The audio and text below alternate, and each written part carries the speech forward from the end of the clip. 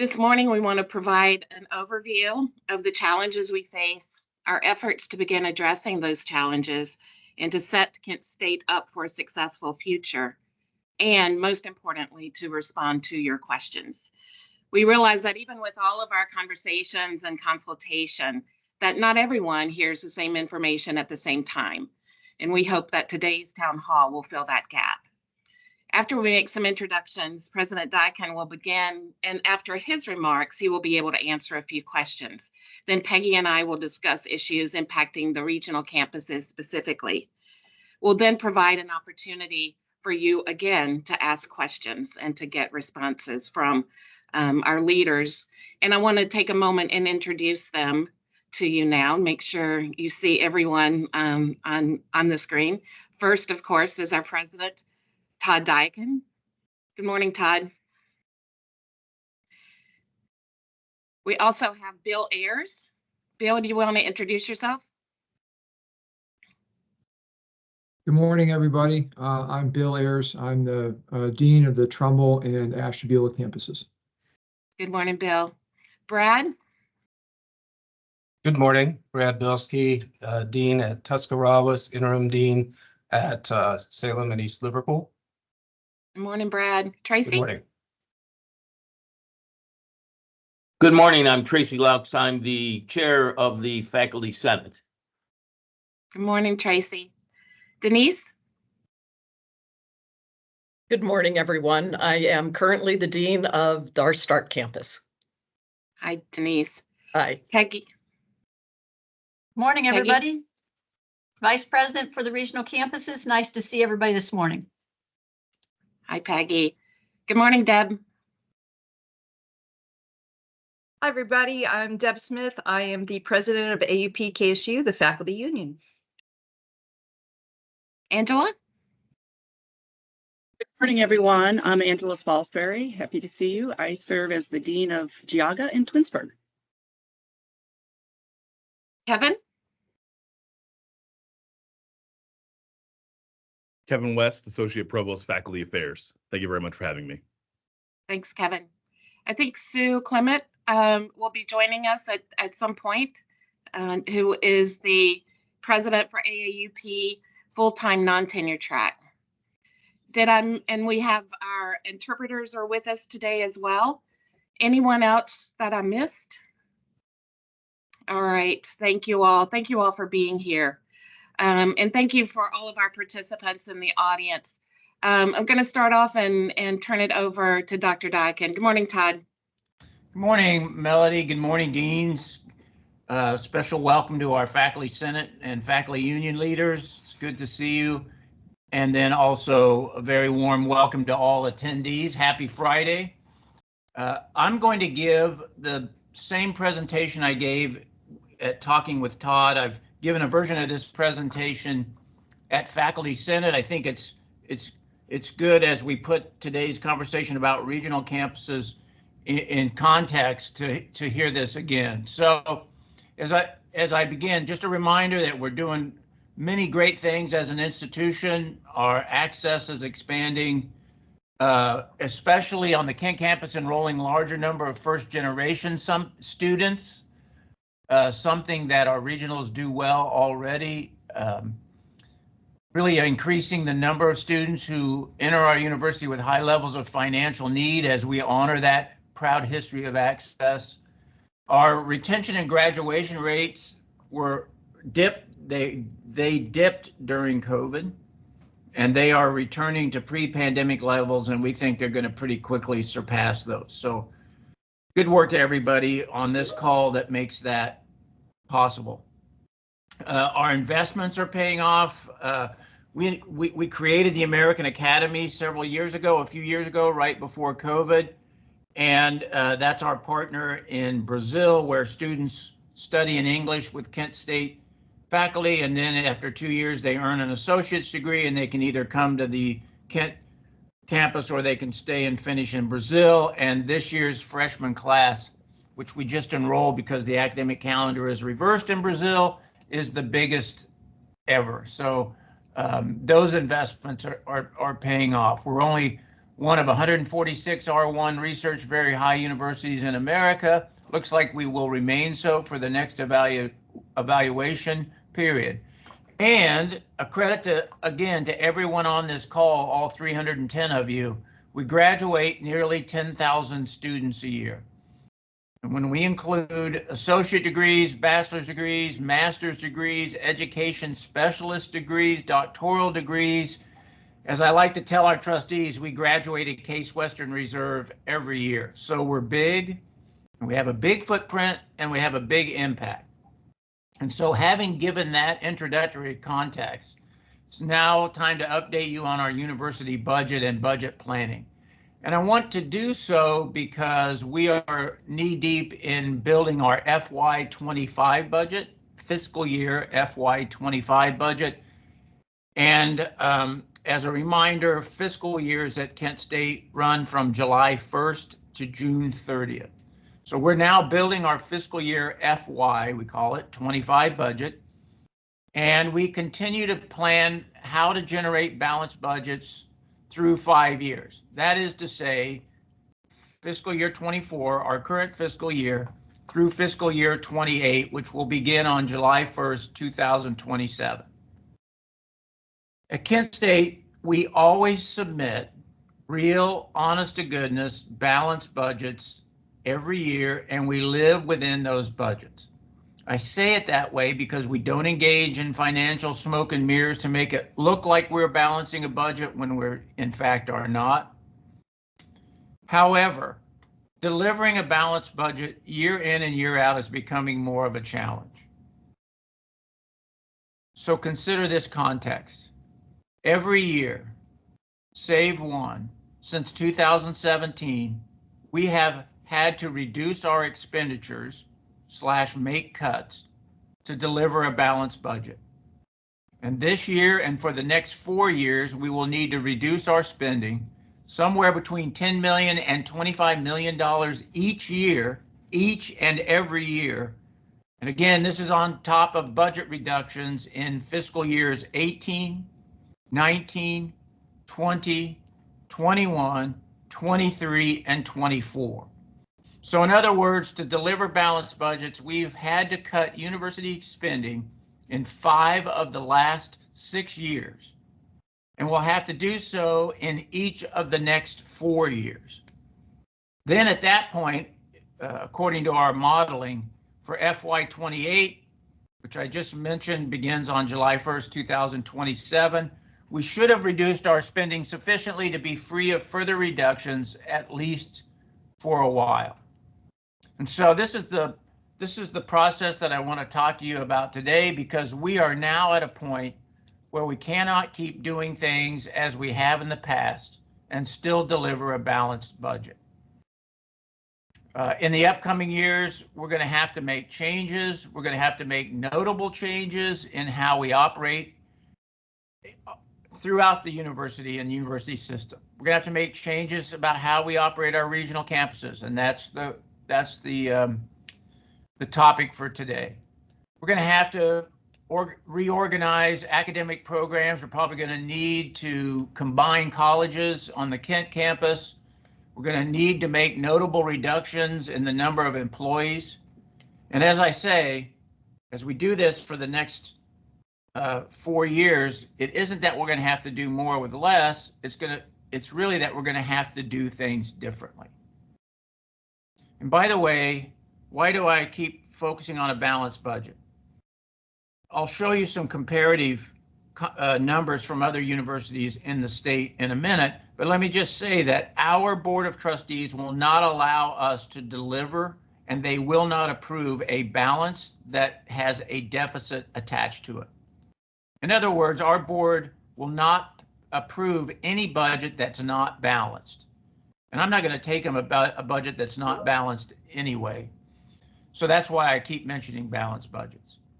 Okay, I've discussed previously the factors leading to annual expense increases that far outpace our annual growth in revenue.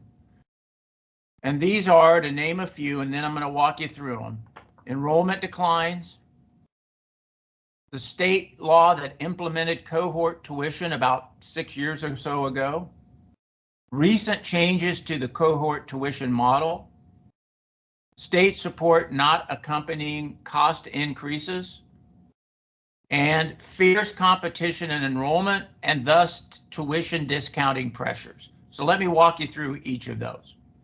About 6 years ago or so, the state passed a law that created a cohort tuition model, meaning we can increase tuition on incoming in-state students, and then we cannot increase their tuition for the next 4 years. Used to be, if we were going to increase tuition by 3%, that would be 3% on 30,000 plus students. Now we can only increase tuition on incoming students. So instead of 2% on 30,000 plus students, it's 2% on 5,000 students or 6,000 students once we include all Kent and regional. Furthermore, the original model the law created to set the amount of tuition increase for those incoming students allowed for usually an increase of somewhere in the 4 to 5% range. It was based on several inflationary indicators. But this year, the state legislature abandoned that approach and they put in a hard cap of 3%. So by formula, this year's entering students, in the past, we could have increased tuition up to 4.9%. Instead, the state capped the tuition increase at 3%. Also, the cohort tuition model applies to room and board charges on the Kent campus. So when students come in as freshmen, that amount they're going to pay will be the amount they pay for room and board on the Kent campus, on campus for the next 4 years. A legislator once asked me, don't you think you should run Kent State more like a business? And I said, well, I can't run it like a business because I'm prevented from adjusting my cost structure. I mean, from what I charge for 4 years. And that's fine because honestly, we're an access institution. I don't want to charge more tuition. So that's the cohort model and changes to the cohort model. We just received a 2-year state budget that increases state support by 1.9% in each of the 2 years. But we went through the 2 years previous to that inflationary period that only people that are as old as I am remember from the 70s and 80s. So while we were experiencing inflation in a 6 to 8% range in what we purchase, we were receiving from the state 1.9%. You don't have to be a mathematician. I'm a historian to understand that that doesn't work and that's something that has to change. And then finally, it's the fierce competition for enrollment and then tuition discounting pressures, particularly on the Kent campus.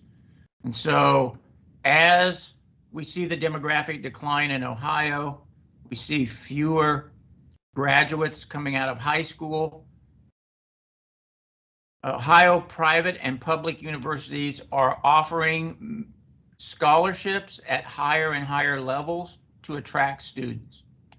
And so just to give you an example of what I'm talking about, our budget for merit scholarships in 2009 was $28 million. Because of this fierce competition to get students and offer them more merit scholarships, particularly to come to the Kent campus, that $28 million for 2024 is now $75 million. So we've gone from spending $28 million a year to offer scholarships to attract students to $75 million a year. It's a very competitive market in Ohio, and that tuition discounting reflects that competition. And it leads to some of our challenges as a university and with our budget. Okay, so today I'm speaking mostly about fiscal years 24 through 28. I am going to talk primarily about the Kent Education and General Funds, which total about $500 million. And then today's topic with your leaders is about the regional campus budget. So in addition to Kent educational and general funds, and we call these E&G funds, we have our auxiliaries such as dining and housing. And as I said, they're included in that cohort tuition model. We have the DeWeese Health Center on the Kent campus. We have athletics.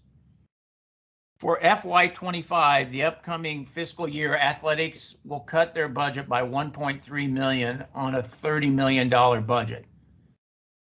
Except for emergency COVID cuts, which we then restored 6 months later, we can't find any evidence that athletics will ever cut its budget. So I want to say kudos to the leadership of the athletics program and our athletic director, Randall Richmond, for joining in our efforts to produce balanced budgets.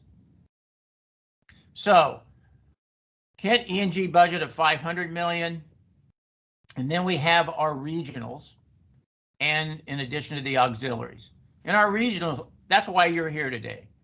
And these efforts are driven by what I just talked about, and in particular, a 52% decline in enrollment over the last 10 years on our regional campuses, right? So we have experienced a 52% decline across our regional campuses. And I'm sure Peggy and Melody and your deans will walk you through this, but these range from over 20% decline in the best scenario and over a 70% decline in one campus. All right, so all of that is driving why we're here today, and all of that is driving what we'll need to do to continue to present balanced budgets. All right, just some comparisons so we understand where we are. Nationally, University of Connecticut announced last month $70 million deficit and 3.8% cut for all, 3% budget cuts for all units for each of the next 5 years. So 15%, 70 million deficit, 3% budget cuts for all units for each of the next 5 years at the University of Connecticut. Penn State announced this year they're battling a $100 million deficit, and they are administering a 3.8% cut for all administrative and student services, and a 1.4% cut to all academic units, and a 14.1% reduction in the budgets for all regional campuses. I'm from Kansas. My brother is a part-time employee in retirement for the University of Kansas. They, during COVID, ran a $74.6 million deficit. And then in the last 2 years, each of those last 2 years have had deficits above 20 million. And then you've probably been reading a lot about the University of Arizona, $177 million budget deficit, and all units have been ordered to present budget cut scenarios of 5%, 10%, and 15%. And haven't even gotten into what happened at University of West Virginia. In Ohio, we know that our private, or some of our smaller private colleges, particularly in Northeast Ohio, are struggling. You've read, no doubt, about the budget cuts and the 23 occupied jobs that were eliminated recently at Baldwin-Wallace. In December, there was a Chronicle of Higher Education article that Lake Erie College had 7 days cash on hand in December, meaning had they not gotten an influx of tuition payments in January, they could not have met payroll. And we're hearing rumblings about other private universities, particularly in Northeast Ohio, and their desperate budget scenarios.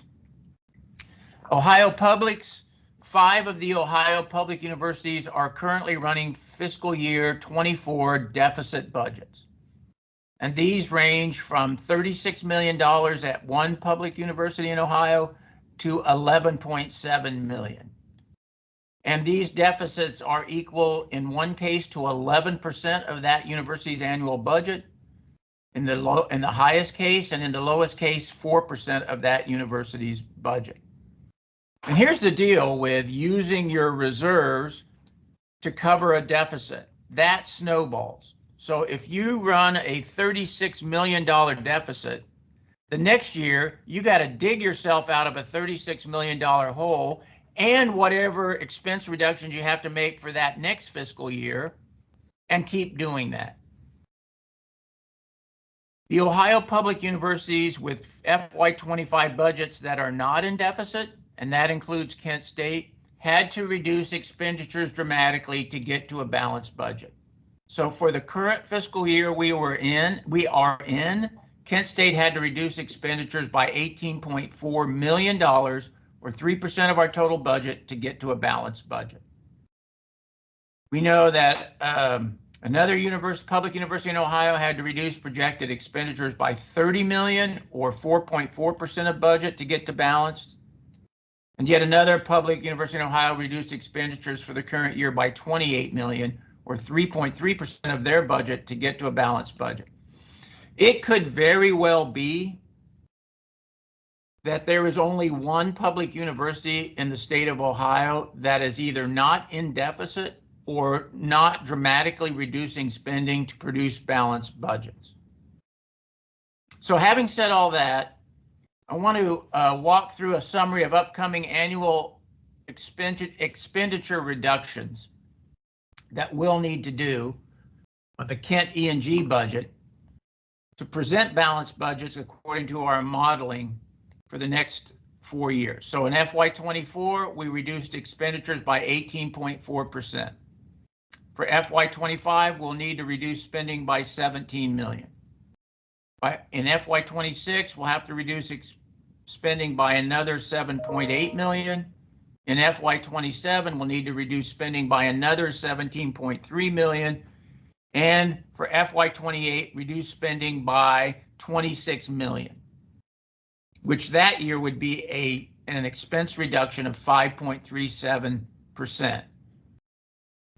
If we do these expense reductions according to our modeling, by July 1st, 2027, we should have reduced spending sufficiently to not require reductions if enrollment and state funding assumptions are met. And these cuts, I've given you the amounts, these expenditure reductions, but they don't have to follow the above schedule. Any given unit may reduce expenditures more in 1 year, so they have to reduce less in outgoing years.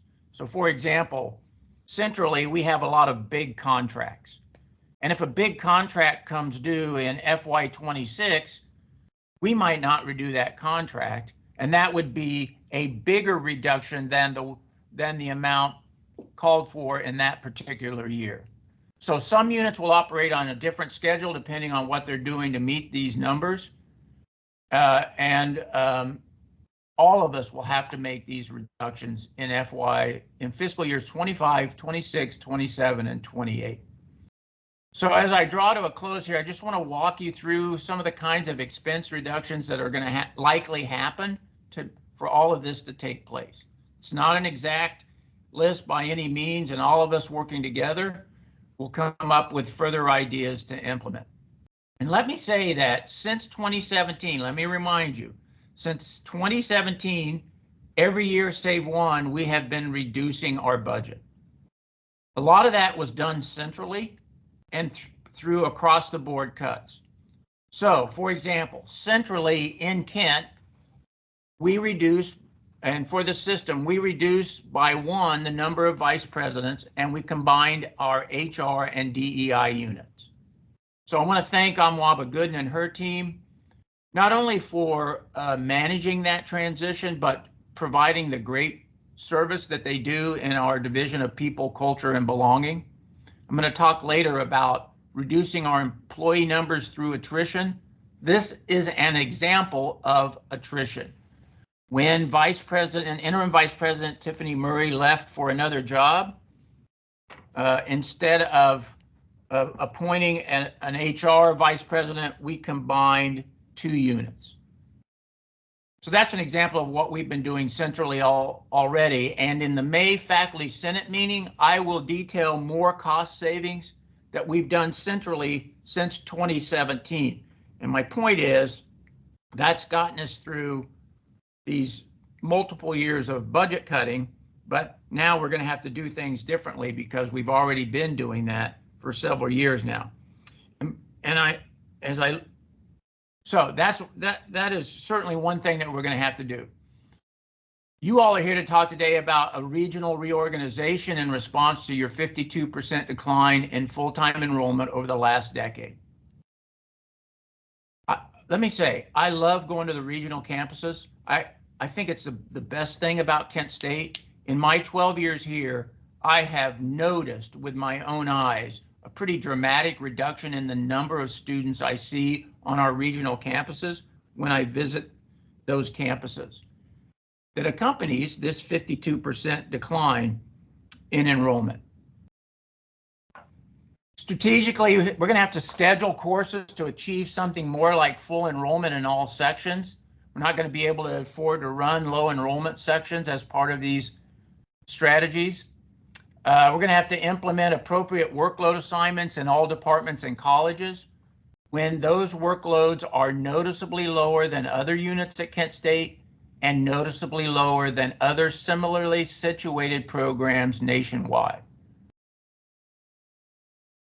To meet 10 million to 25 million a year in expense reductions in the next several years, we'll see absolutely going to have to see a combining of administrative units to reduce administrative costs.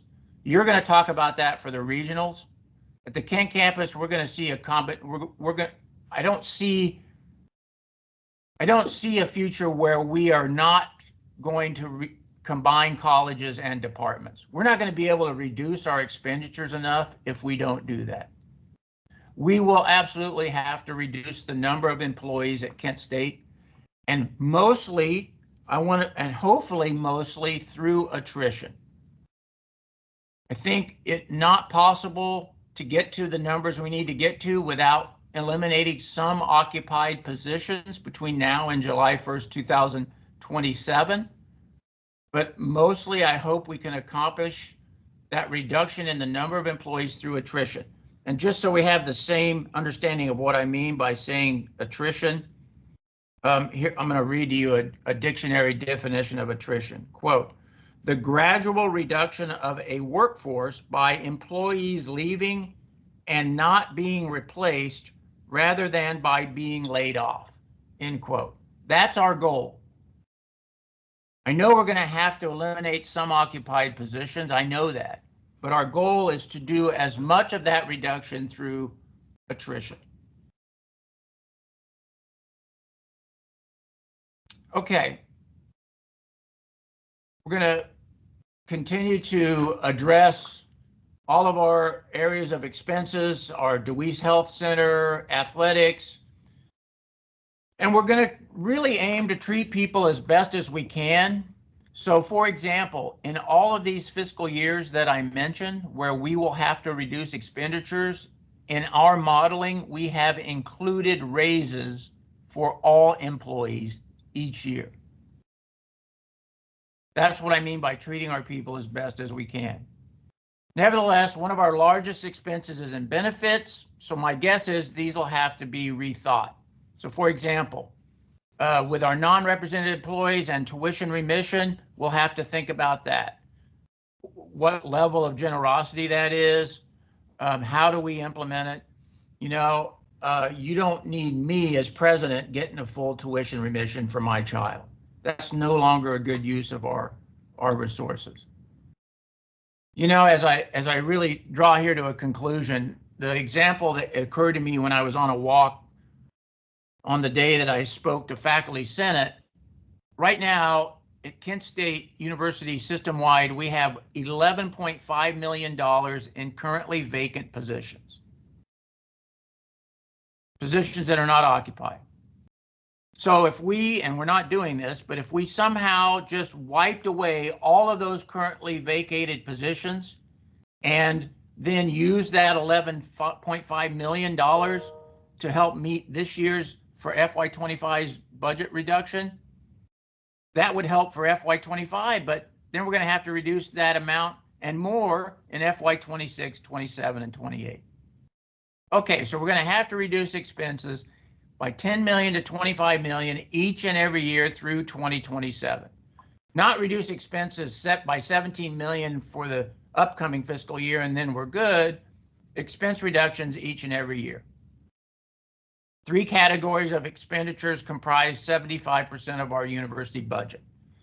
So if you haven't heard this speech, this is where I say, in your own mind, think to yourself, what are the three categories of expenditures which comprise 75% of our budget? And they are salaries, benefits, and student aid.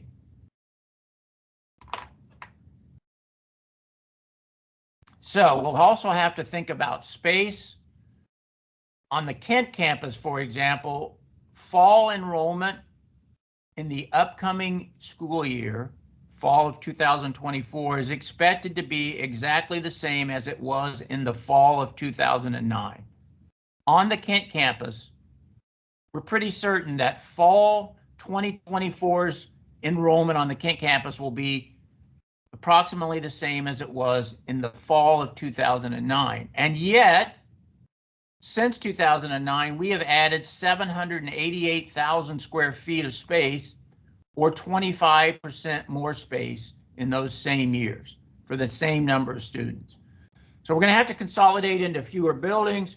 We're going to have to figure out how to finance the tearing down of buildings.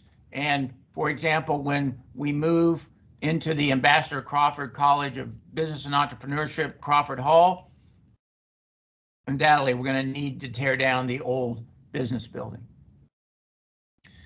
So we've done this financial modeling, but there are three additional observations. One is a big ticket item. We know in the future we're going to have to come up with $17 to $20 million for a banner upgrade.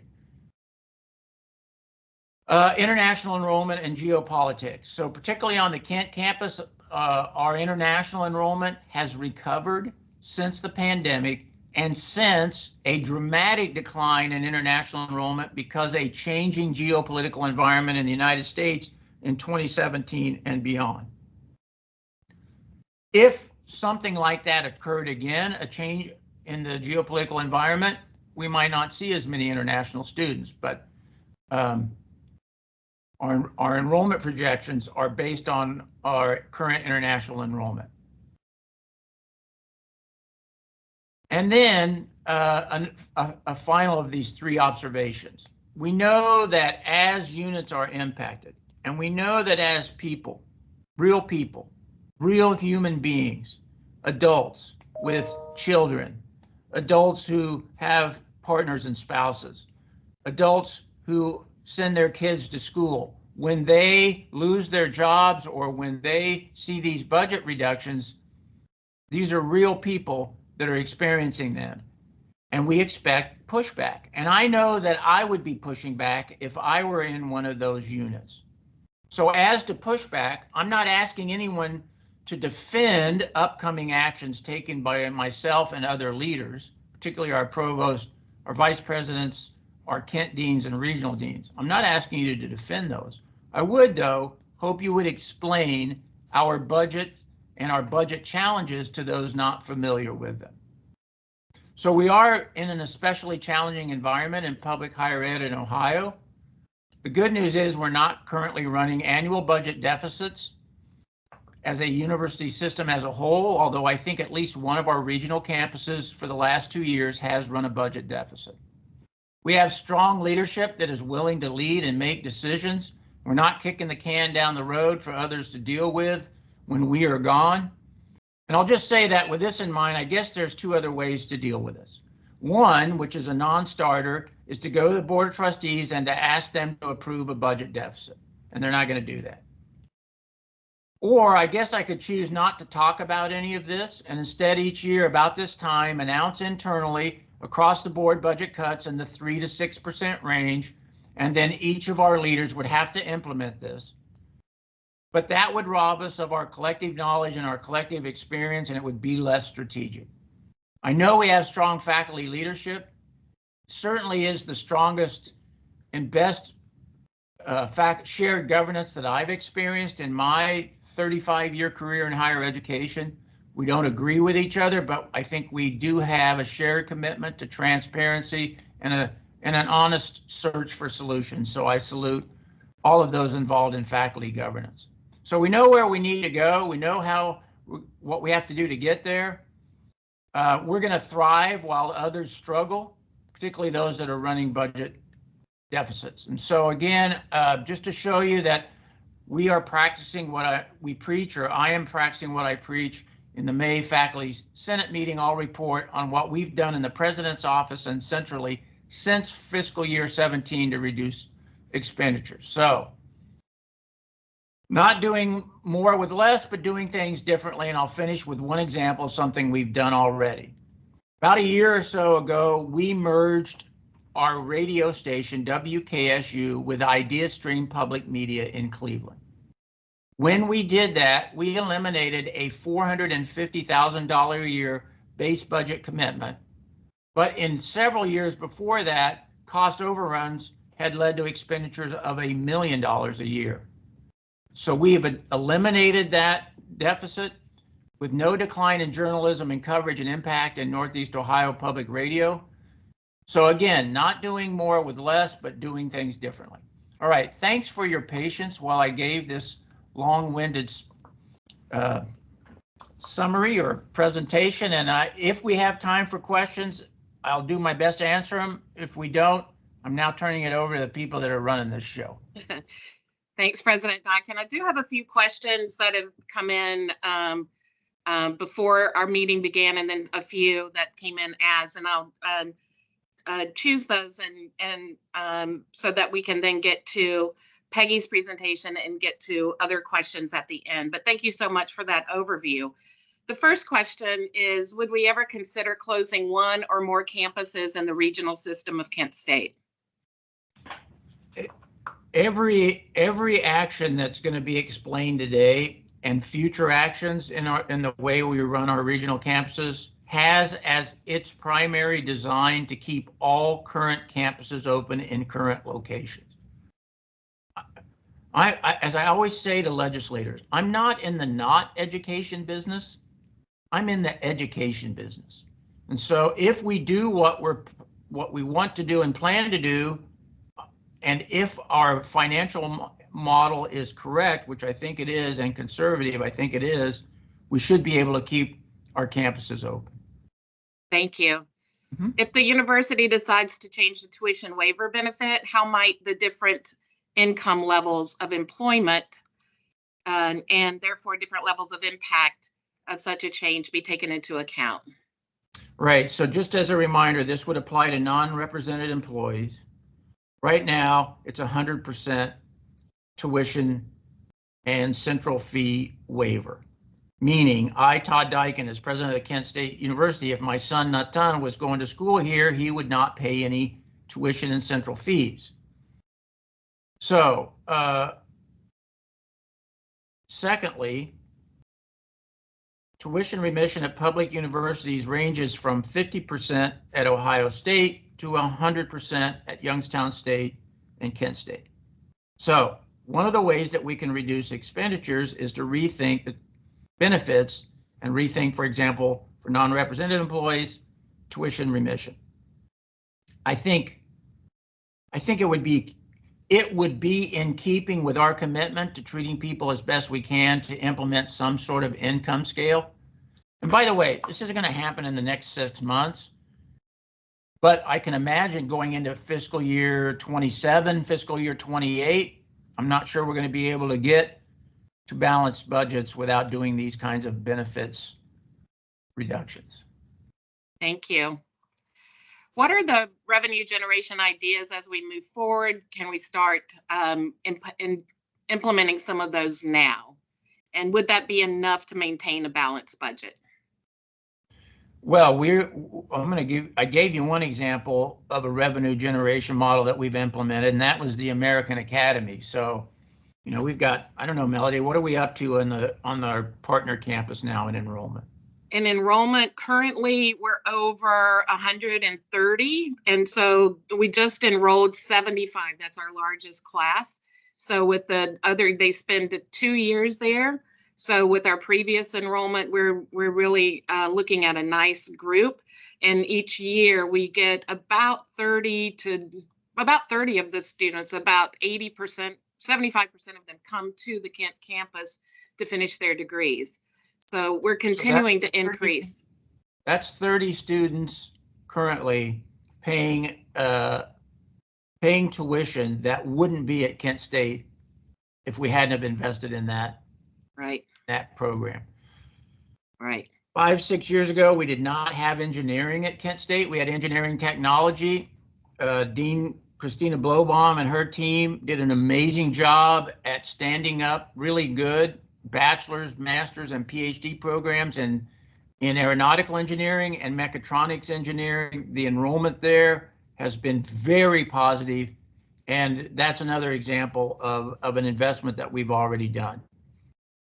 So yeah, we'll continue to look at that. Because of Vice President Peggy Shattuck's good work, we received a grant from Intel to help stand up some associate and certificate programs that would help that industry as it moves into Ohio. So those are examples of things that we're doing currently. Thank you. But by the way, those by themselves are nowhere near enough to overcome annual deficits. Well, they're not deficits, but annual needs of 10 to 25 million to reduce expenditures. Right. It's both, right? Is that what? Right. I mean, it might be, maybe it generates 2 million a year, but I still got to reduce by 20 million. Right. Exactly. So if we're looking to reduce, why are there currently 76 positions located on the jobs website for Kent campus? And I can help answer that too, because I'm on the strategic hiring committee and know that right now, people leaving isn't strategic. We have to have people in different kinds of jobs around campus. And so when people leave, we have to continue to hire in some places so that we can continue to run the campus. And I know that the positions that we're seeing coming through strategic hiring are about replacing some of those essential employees. So that's probably a big, if we dig down into that, that's a lot of what's there. I don't know, Todd, if you wanted to say anything more about that. As I'm preparing testimony, required testimony in April at a committee that's chaired by Senator Serino. Honestly, it's Stephen Ward and Nick Gattosi that are preparing the testimony, and I'm the one that's going to give it. But one of the things I'm going to point out is, as I said earlier, we expect fall 24 enrollment to be the same as fall 2009. We have fewer employees than we did in 2009. So it's not that we haven't been doing this already. We'll just need to continue and enhance it. Yeah. So there's a question as you said, we aren't doing more with less, but doing it differently. However, when you look at the ratio of faculty, staff to students, the numbers have decreased dramatically, which is detrimental to the student experience. Can you please speak to this and how it's not doing more with less? I thought, Todd, I asked Jen to pull up a graph we recently looked at with student enrollment and the faculty and staff ratio, the numbers. Do you mind if we put that up? Just if you want to say something about that. Yeah, sure. Jen, could you put that up, please?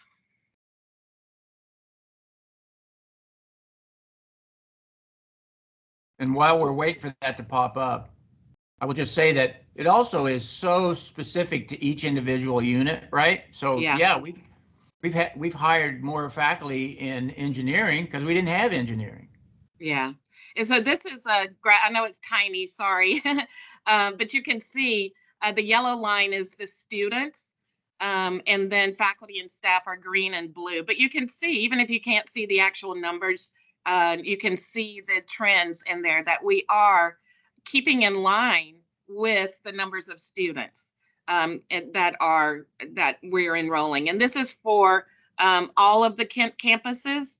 And then we have one that's specific for the regional campus as well. So, and Jen, if you could put that one up just so I can show that too. It also follows the trend of enrollment, so that the numbers of students, as that declines, so does proportionally the numbers of faculty and staff.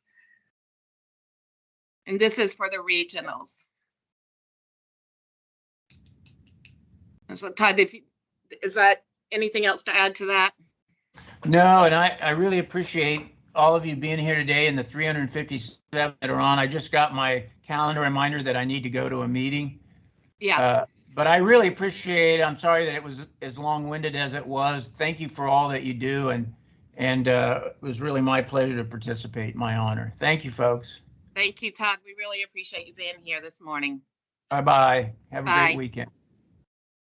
There was a question that was posed to Todd that I'll just answer right now. It's like, which university in Ohio is not in deficit and does not need to cut its budget?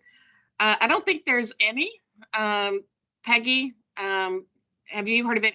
Ohio State is always a little, can move a little bit more with the winds because of its size. But even what we're seeing across other states is their flagship universities, like West Virginia, are also in Pennsylvania.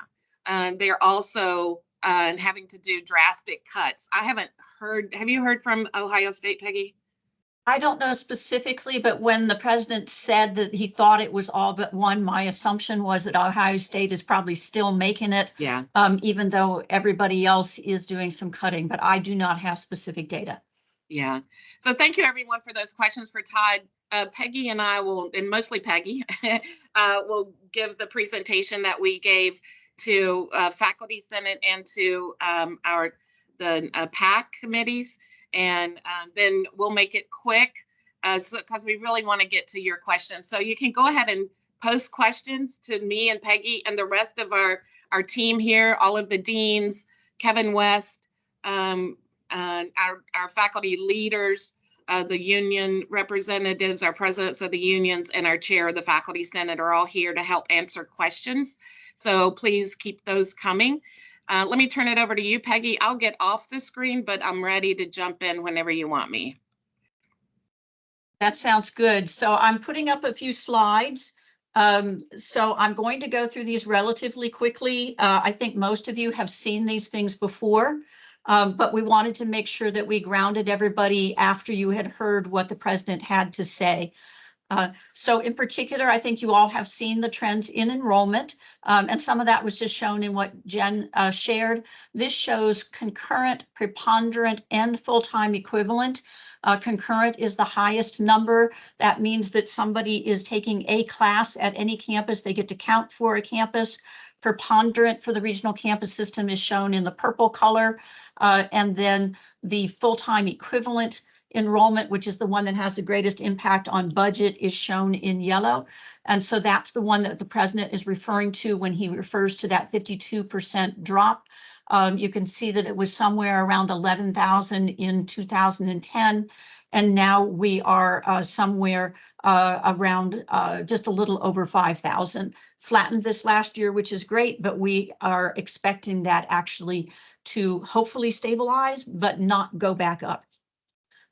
Second one that I'll show you, this again shows the preponderant enrollment that you just saw on the previous slide, but it shows you that if we take out the College Credit Plus or CCP students in the blue line, then those are the students who are not still in high school. And that is, of course, even lower in terms of our head count in number of students.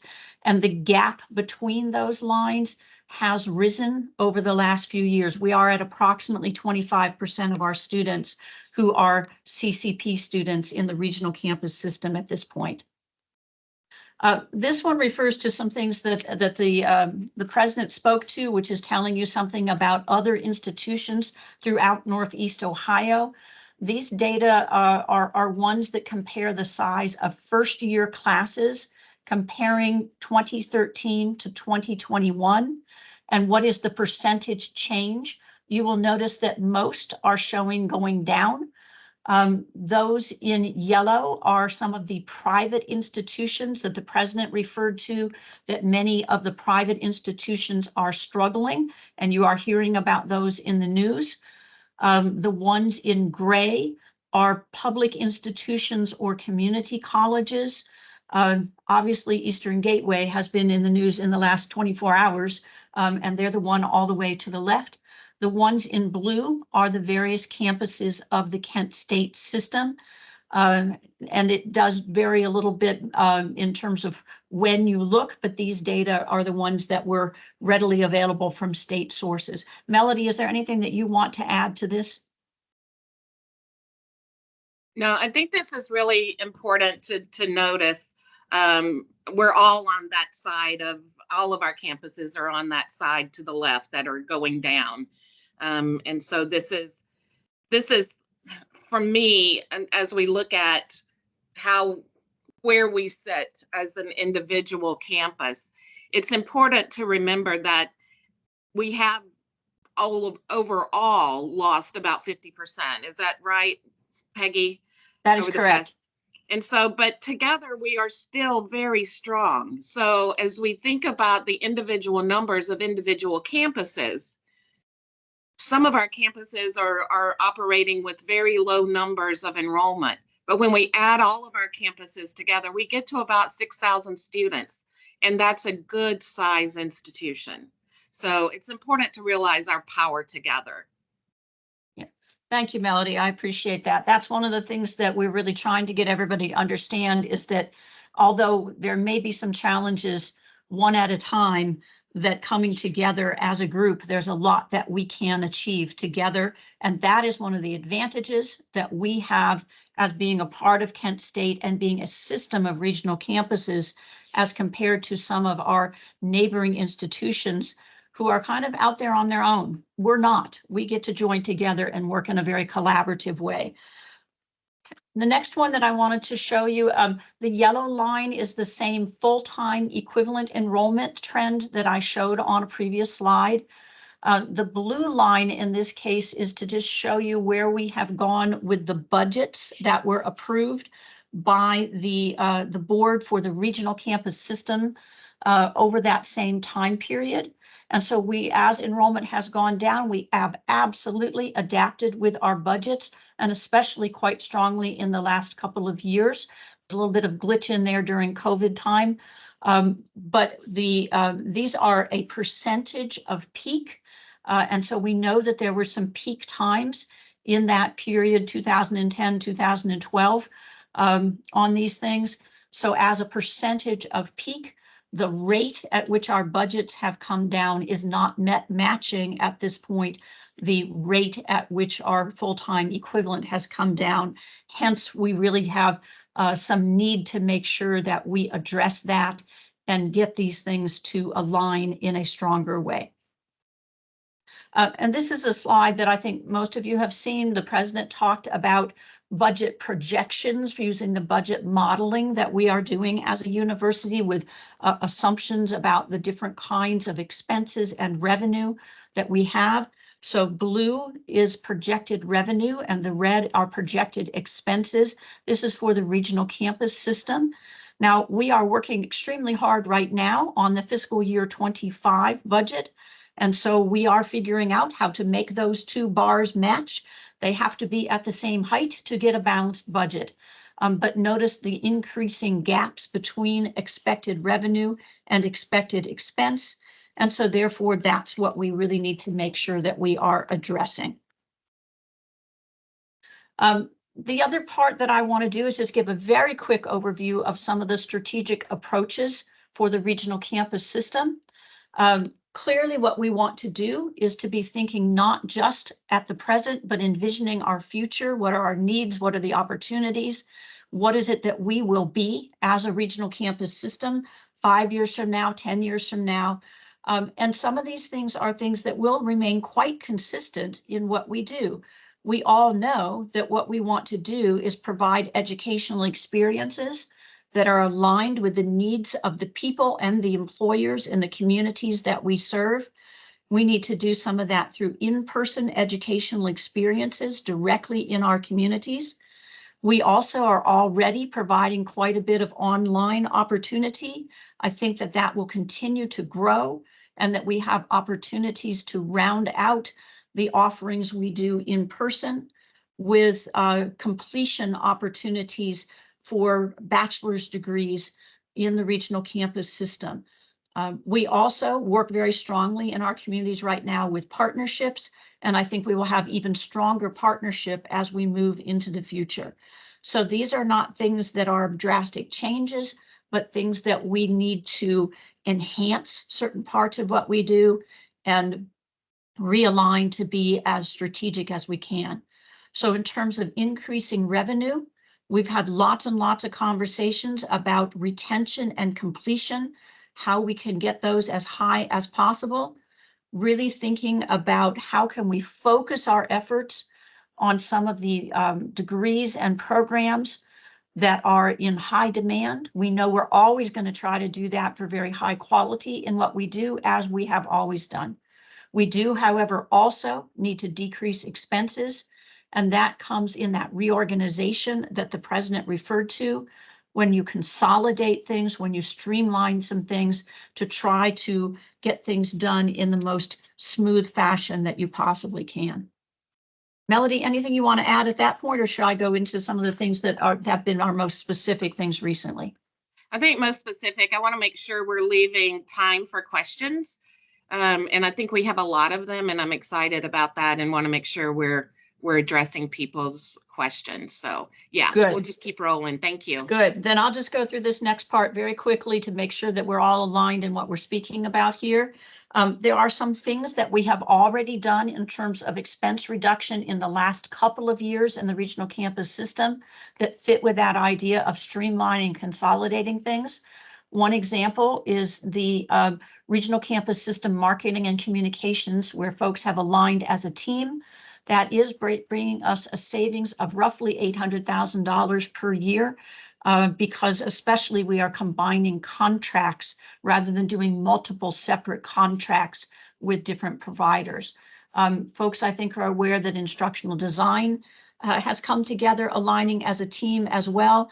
That allowed us to take advantage of some attrition to serve people without needing to replace a position, and therefore going from 5 positions to 4.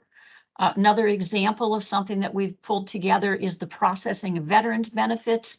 And this one is really focused on that consistency, which is another key part of this, making sure that we are taking some fairly complex guidelines and doing a very consistent approach for all of our students.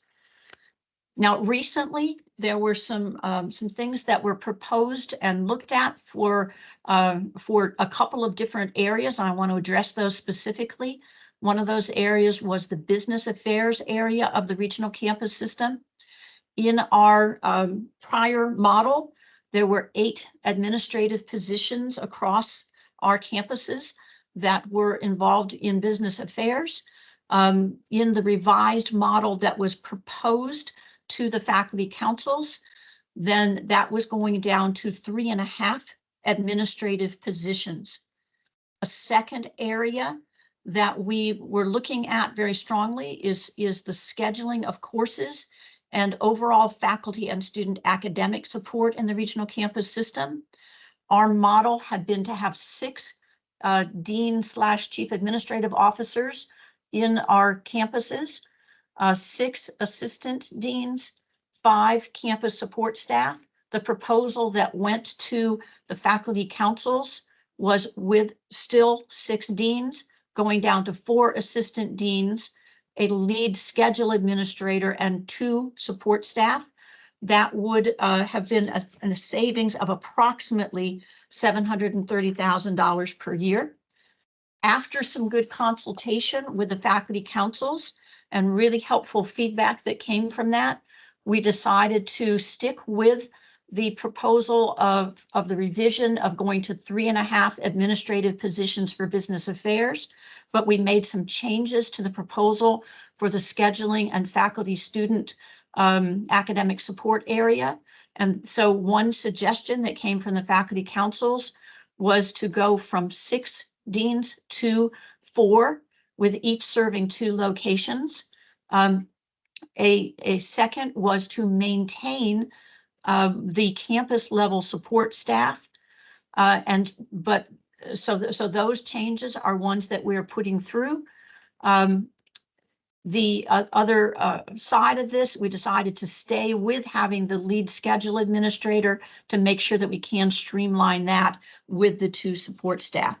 The net savings is higher than it was in the original proposal. and goes to about $815,000 per year. So really appreciate that excellent input from the faculty councils. And so just moving forward, we're going to continue to focus on that North Star of completion of degrees. We want to continue to look at data and get even better data. We want to have lots of discussion and collaboration about where we're going and really work together on various kinds of organizational realignment. So with that, I'm going to stop sharing these slides and let's see if we can open things up for further comment from the provost at this point and then going into questions.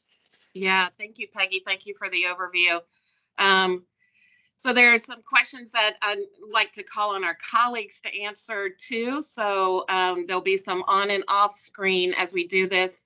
The first one is about programming. Do we expect implementation of academic programs at all regional locations? Do we expect implementation of academic programs at all regional locations will be identified in the future? Do you want to answer that, Peggy? Yeah, identified or identical? Oh, the type is so small. Identical, yes. Okay, I understand the question then. No, what we do in the different locations that we have through the regional campus system does vary somewhat by the different communities that we are serving. It's very important that we take a look at what the needs are across all of the very large region that we serve. We know that there will be some variation in that, and we also want to leverage the locations we have to meet the needs in the most effective and efficient way we can. So I do not expect that we'll be identical, but I do think that we will be very strategic and have lots of conversations about, are we using the locations that we have available to us in the most effective and efficient way possible? Right, and faculty will be involved in that as always, as will Faculty Senate, especially Faculty Senate Exec has been a great partner with us as we move forward. Will specific requirements associated with program accreditation requirements be considered in the scheduling process? Will the new RC system scheduler and administrators consider load issues when making the draft schedule? Will strict enrollment lower limits for courses be set for all classes?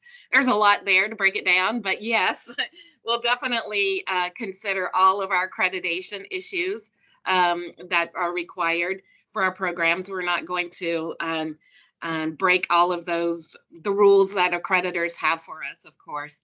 And the new system scheduler. So, I would like to talk about system scheduling because it's a new concept, really. And I know that that's what makes people nervous because everybody has had one process and they've had one person really who they went to and worked with. And so this is a different concept. And I know it hits right in the heart of our faculty because what we teach and our disciplines, that's our identity. That's who we are. And it's important. And it's important, your students, when they like to have classes and in what modalities and all of that. I understand that and I respect that. I respect that so much because that's really come through with all of our conversations with faculty that they're worried about that, especially for their students. But we do have to find a way to be more streamlined in our course offerings. We have to figure that out. So having a scheduler and a scheduling team work with the and I want to make sure you're hearing me say this, working with individual faculty, working with the disciplinary areas across the whole regional system to make decisions together as faculty is what we'll be doing. The administrator doesn't mean they're going to create a schedule and plug people's names in it, and that's the end. There will be conversations and consultation. Now, that doesn't always mean everybody gets what they want, but it does mean that we will create the right programs and offerings, the right course offerings for our students together. And stricter enrollment limits, we've got to figure that out, and we've got to work together to make decisions about when do things need to go. I know there's questions like, well, what if I have a student that to students who need this course, are you saying that they can't do it and then they can't graduate? Of course not. We're going to figure that out together. And we're going to have exceptions probably every semester of when we have to deliver a low enrollment course. But that should be the exceptions all the time, not the rules. And we have to get to where we can work together to figure those out. But it will be a process that we come together and work on. Tracy, do you want to say anything about that? Because I know courses and that and anything about the program. You're muted, Tracy. I'm unsure as to what you're asking me, Melody. No, just that we would go through our FCs and make sure that we're working together to create course scheduling. Oh, I'm sure that you will. In regards to a good bit of this, the consultation is going to be required via the collective bargaining agreements. But if you're asking my opinion of this, I'm sure the university will follow whatever is in the CBAs in regards to the appropriate consultation through the curricular committees and the FCs at the regional campuses. Certainly, if it comes to EPC actions, everybody, and even more so now, part of EPC's process is everyone knows they have to kind of guarantee that they include the information of when the appropriate faculty consultation body signed off on any EPC actions. It's now part of the process. It must be every time, right? Done every Right. time. Exactly. And it might be Deb who might, if she Yeah, wants Deb, to talk about you- I'm sure AUP and Deb will say this, will make sure that the CBA is followed. Yeah, Deb and Sue, and would you like to join in on that? Yeah, I'm happy to say a little bit. When this whole idea of like centralized scheduling was first floated, they were very proactive in talking to the union, and we had some concerns about how what was being floated would interact with the contractual provisions regarding consultation with faculty bodies.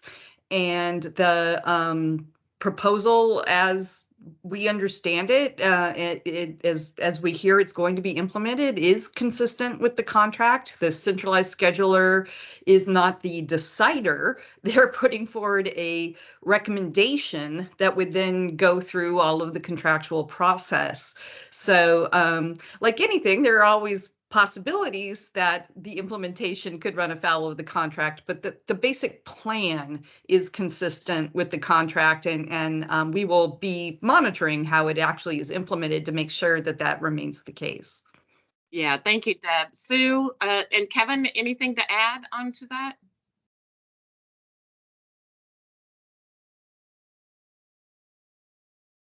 I know as a regional campus faculty member that those consultations are important.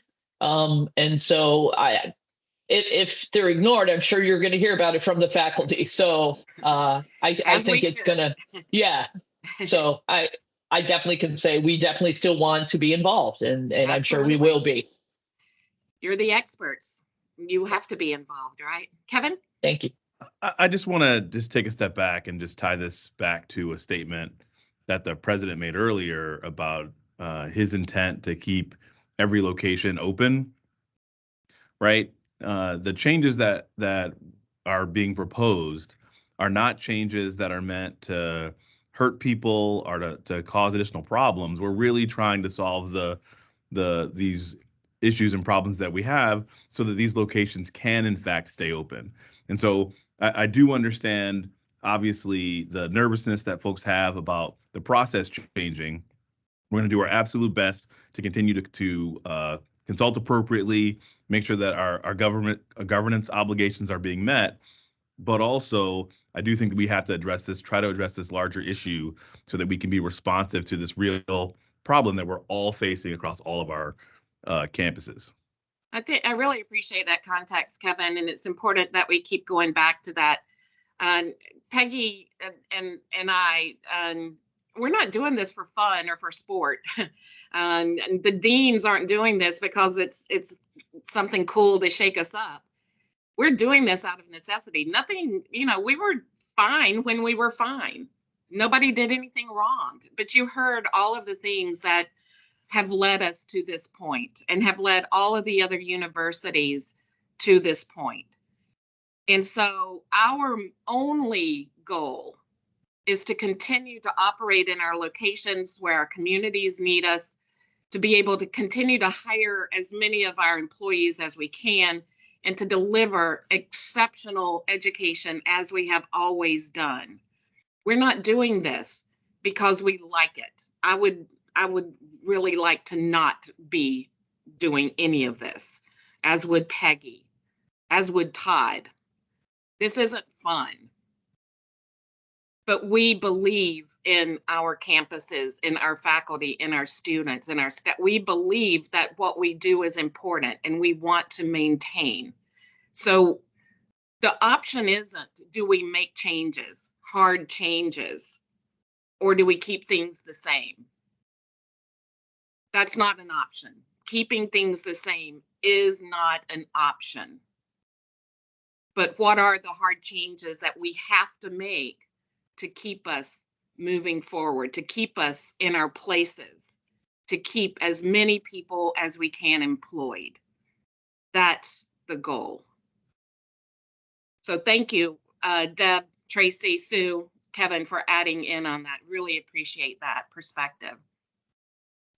Are employee buyouts currently being considered? What time frame?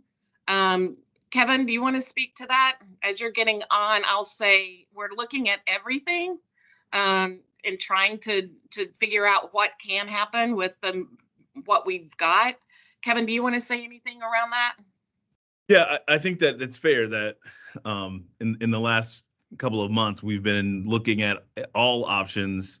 I think that buyouts are being considered. At this point in time, I don't have any news to share about an absolute plan.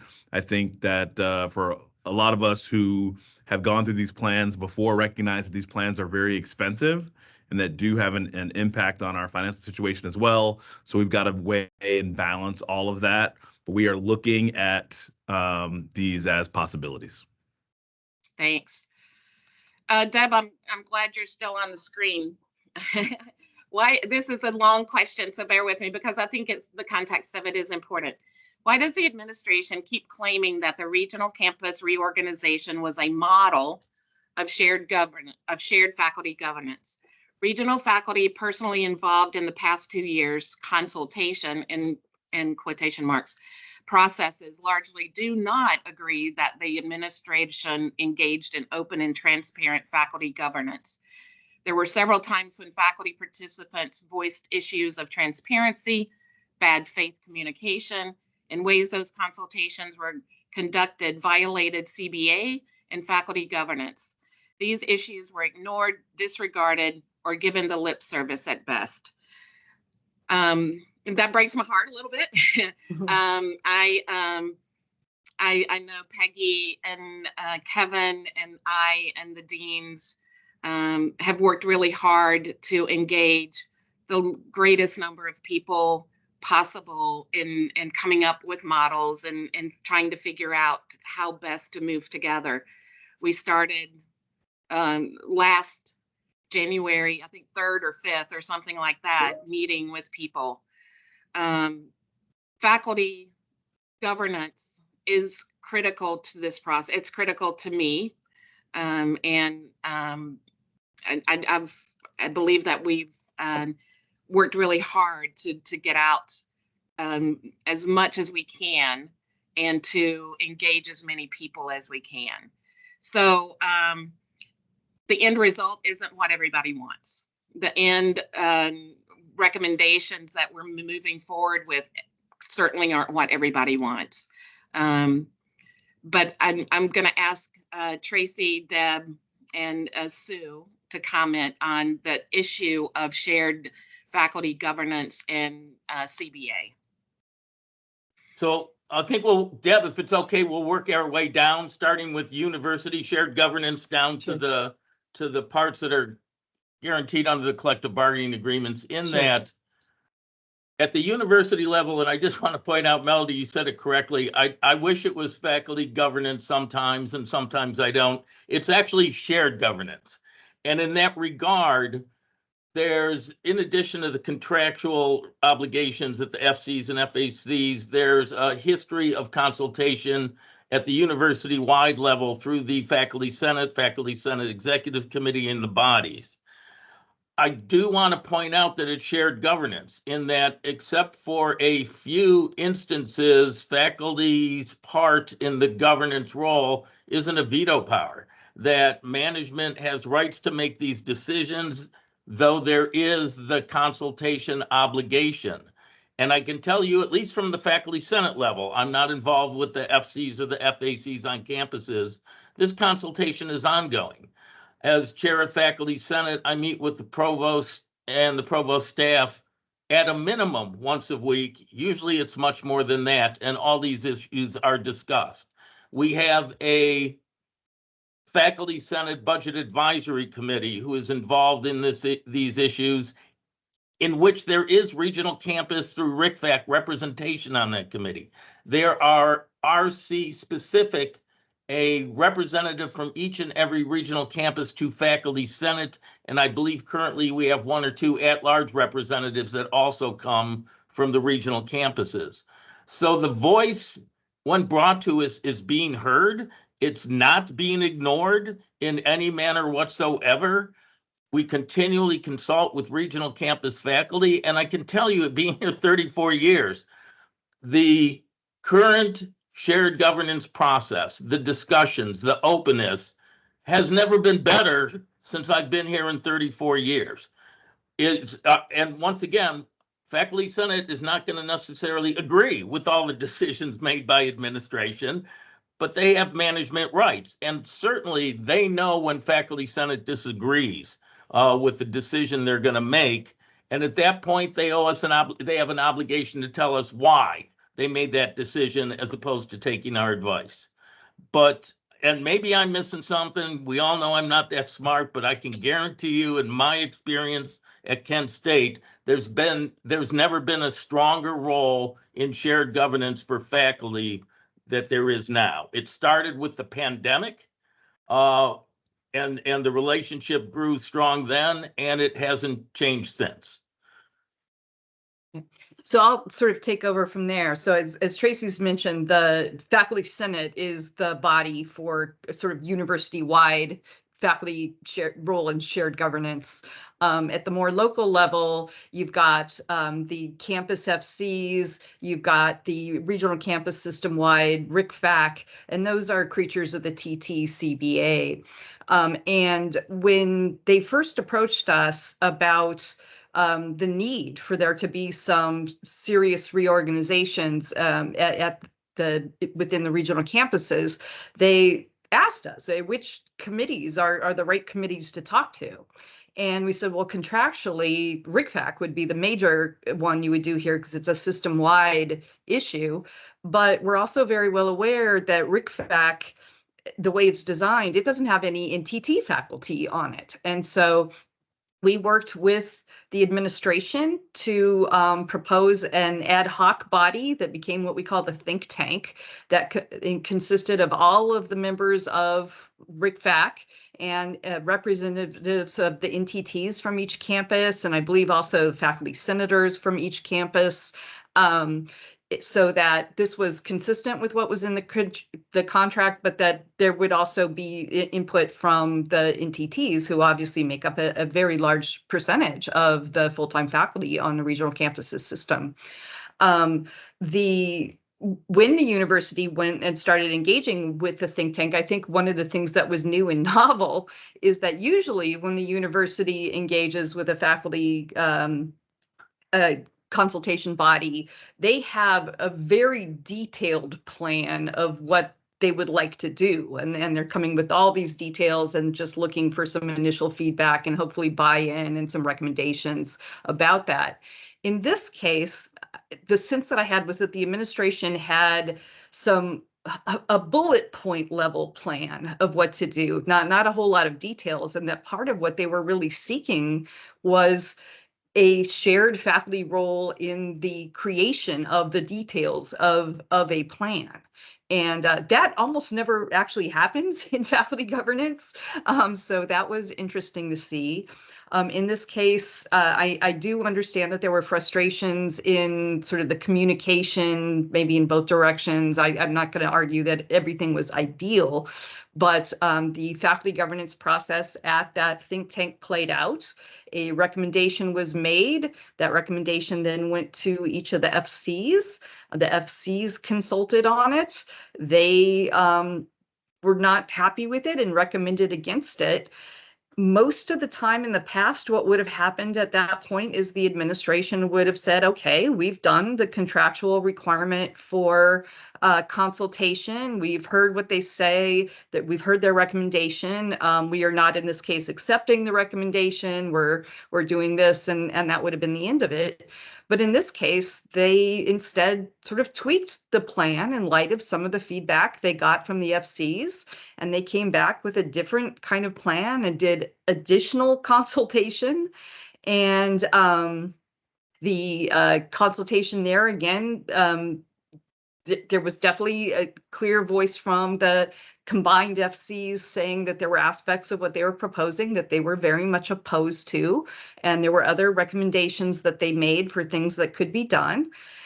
And in this case, the administration actually accepted some of those recommendations. I understand that they didn't accept the recommendation that was maybe most important to the regional campus faculty, but they gave a written report, as they're contractually required to do, indicating what they had in fact decided to do in their management rights after this consultation, and where they'd taken the recommendations and where they hadn't, and why. And to be honest, I've never seen such a detailed written report in response to any level of faculty governance ever. So when we look at the contractual process for faculty governance, the question is, did the process play out? And when you look solely at the process, not at the outcome necessarily, but solely at the process, this was one of the best examples of faculty consultation that I have ever seen anywhere in our Kent State system. And I know that the faculty are very disappointed with the result of it, but from a contractual process wise, it not only passed contractual muster, it was very close to a best practice. I wouldn't say an ideal practice, but very close to one of the best practices I've ever seen. Thanks, Deb and Tracy. Sue, do you want to add anything? I think Deb covered it. The only thing that I would have chimed in on is the fact that we did have representation on the think tank. So everybody was consulted. Thank you. Mm-hmm. And you know, I get it. Consultation, especially if we're not able to do everything that people want, feels like you're not heard. I'd get that. I wish that it always ended up in everybody getting what they wanted and how they believed that we should move forward. We're big. It's not possible to do that, and we have some really challenging things we have to do, and we have to think of different ways to do them. I do want to say how much I appreciate all of the faculty who have put in hours and hours and hours of consultation, not just in working with the think tank or the FCs or the RICFAC, but also then being that conduit to their colleagues, to their administrations. I mean, shared faculty governance isn't about just the people in the room. It's about ensuring that the people in the room are then also sharing and getting feedback and bringing it back to the room. And I don't think there was a better example of that than what I got to be a part of with the think tank. So thank you all for your shared faculty governance, because it's a lot, and especially at a time like this. So thank you. So there's questions about the vice presidents at the regional campus level. There's a lot happening at the regional campus level because I've put a lot of different tentacles in there, like lifelong learning, which doesn't really, and I mean, it involves the regionals because the programming is really pertinent to the regionals, but there's a separate unit in there. There's also a question in there about Denise Bartel, who has been phenomenal in the provost office, especially around student belonging and helping thinking about how we can move forward with that. So Denise has moved into a position with the regional campuses to help do a lot of this belonging work as we move to take into account student experience and student journey. We're not wanting to lose that specialness that is provided at the regional campuses, those locations, as we move forward into a more centralized unit. And Denise is an expert in this field and an expert in how to help faculty, staff really reach out and increase students' level of belonging. I want to make sure you know, because things aren't always obvious, that was a change of Denise's title from the provost office. There is not a new associate provost taking on Denise's work right now. So we're spreading out work. So it was an administration switch and not an increased line that went to the regional system. I moved Denise. Denise is still on my budget, still doing all of the work for the regional system especially during this time of change. So there's more to that question, I think, but I'd like to make sure we're getting as many as we can in the next few minutes. I do want to say I can stay on for 10 more minutes if people want to stay on, but those of you who have obligations, feel free to get off at the time that you need to, but I will stay on to try to answer as many questions as I can. The ability to offer online courses, it is determined by the Kent campus departments for those of you whose academic programs fall in a Kent college department. And so I know there's been a lot of strain, a lot of restrictions in the past with offering courses online, with being able to work together. So I think I have been incredibly clear and strong with all of the Kent campus deans and chairs and directors that behavior will end, that faculty, that we will work together to make sure that courses that are approved to be taught online are approved to be taught online. And that doesn't mean they're approved at one campus or another, that they're approved to be taught online. So we're working hard to eliminate some of those barriers that we have had in the past. Deb, I see you jumped on. Yeah, I just wanted to echo that this is, again, a contractual provision, that it's the academic units, and with the exceptions of CATS, which is an academic unit that exists solely on the regional campuses, the academic units are located on the Kent campus, and they have the sort of curricular authority to determine what modalities and timeframes and whatnot is best for the classes offered. But that should be system-wide. The contract does suggest that they have the right to decide who is afforded to teach in distance education modalities, but the intent of that language was never to exclude like all regional campus faculty everywhere. It's instead to get people to think about whether, for example, is this something we want adjuncts doing, developing these courses? Is this something we want GAs doing? In some cases, the answer would be yes, and in other cases, the answer would be no. I think we all know individual colleagues who probably have no business teaching online because they're technophobes or what have you, but it was never intended to say, look, we just won't let this be offered at the regional campuses. And so AUP is committed to helping to continue to get that word out.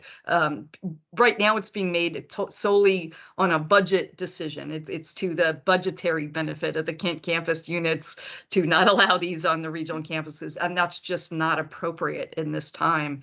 It was never appropriate, but it's certainly not appropriate now. Let's leave it at that. Never. Yeah, right. Thank you, Deb.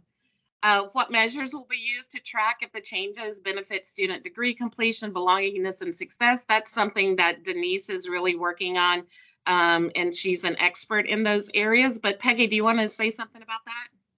Yeah, I'll just give a little bit on that one. I think it's very important that we look at both quantitative and qualitative measures of what's going on as we're looking at things such as impact on retention, completion. Obviously the best interest in the learning of our students is the #1 goal in everything that we're doing. And so there are some quantitative measures that I think are pretty obvious.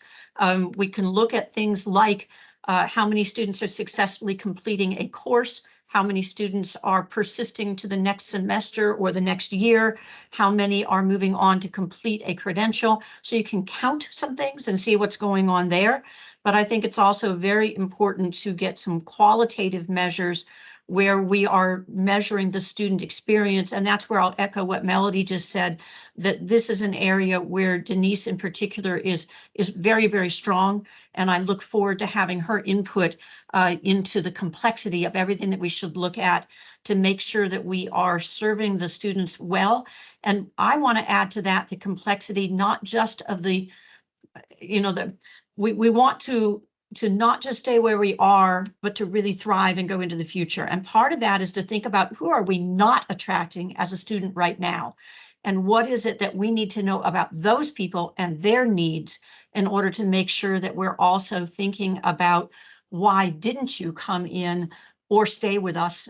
And what is it that we should be doing to change that, to make sure that we're not only thinking about expense reductions, but revenue increases by doing the right things for students. Thanks, Peggy. I noticed I skipped one that I've been asked in private too, so I want to make sure I'm addressing it. Could you speak about the rationale behind separating the Columbiana County campuses when they share so much by the way of faculty and staff support and fundraising through DPAE? So great question.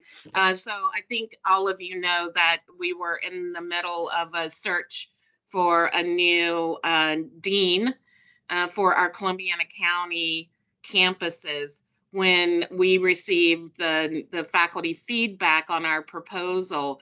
And the faculty feedback at that time was to halt those searches, which, just to make sure everyone's aware, we had those searches because of previous outcry for everyone, all of our campuses, to have the same number of deans that we had previous.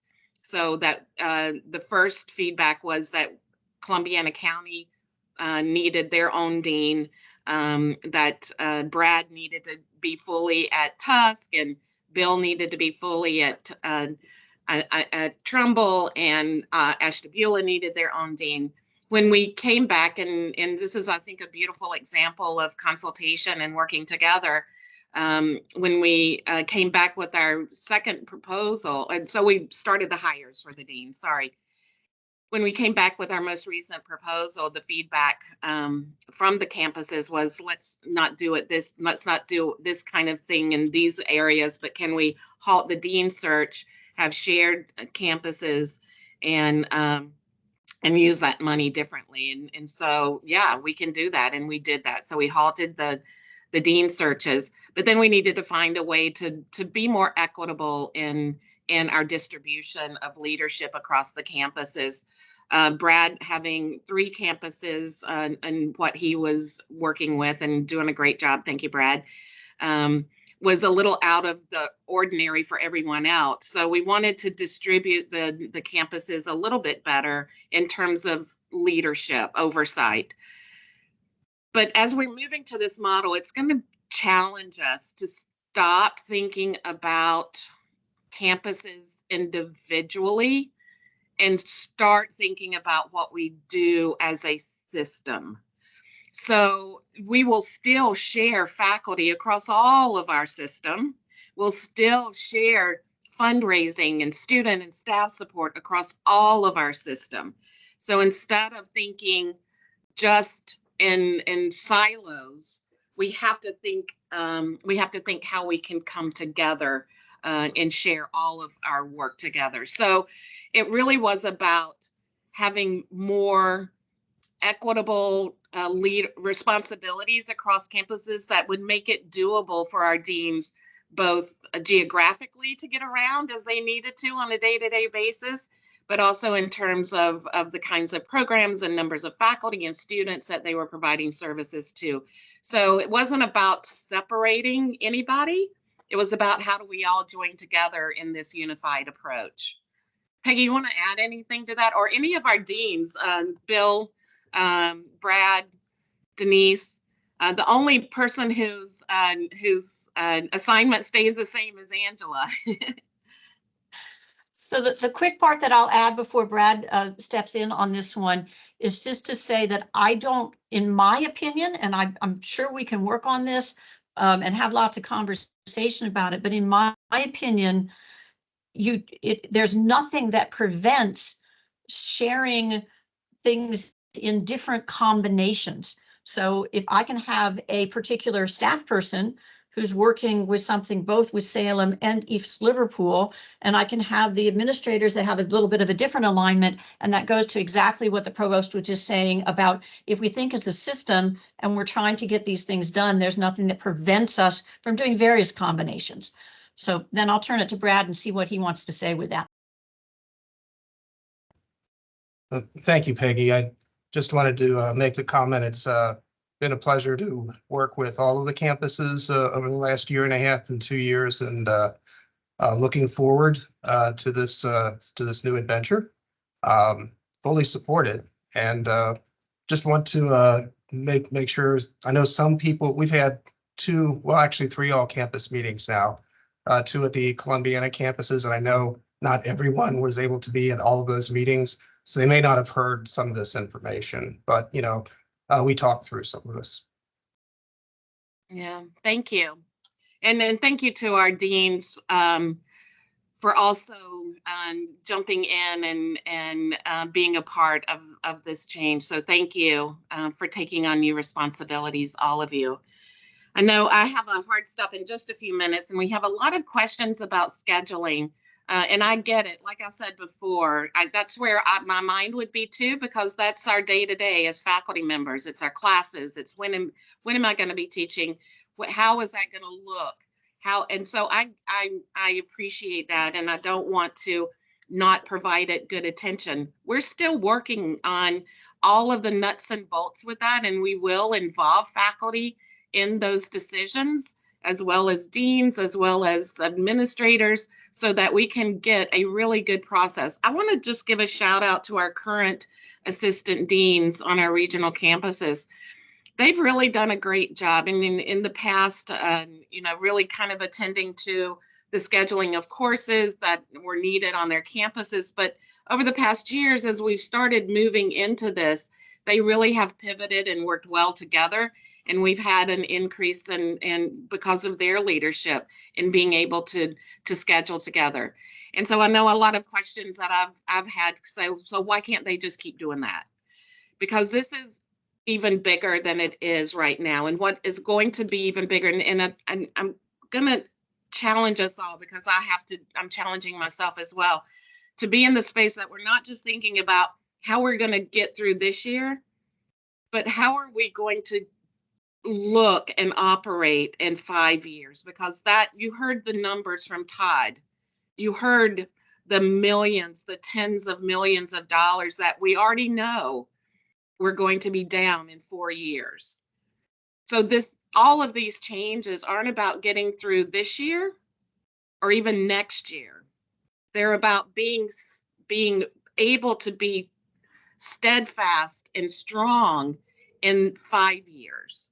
So we have to make all of these changes now. We have to get to that point so that we can be strong in the next 5 years.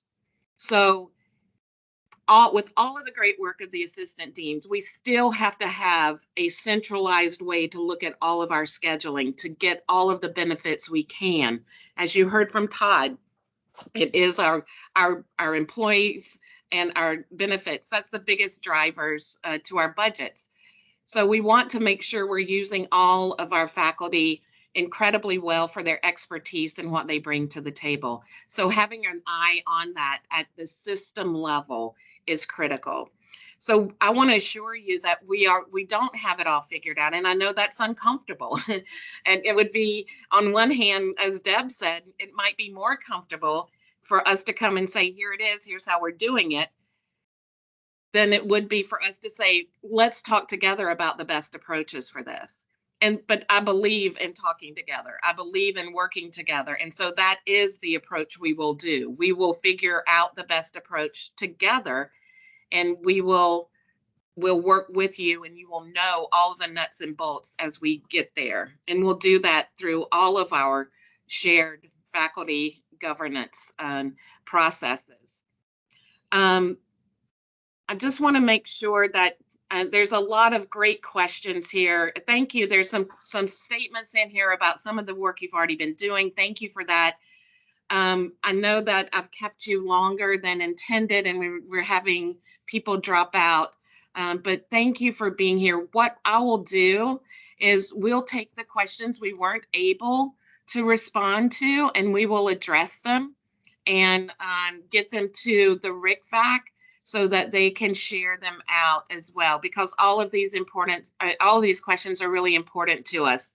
We're always open. I'll speak for myself and Peggy. Peggy has given me carte blanche to speak for her.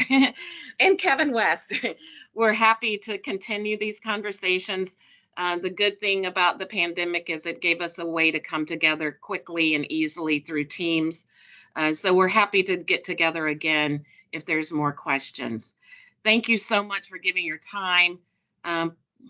Thank you for all that you're doing every day. Please don't hesitate to reach out. Thank you to our leaders on our campuses and to our faculty leadership. I appreciate you all. Thank you. Bye-bye.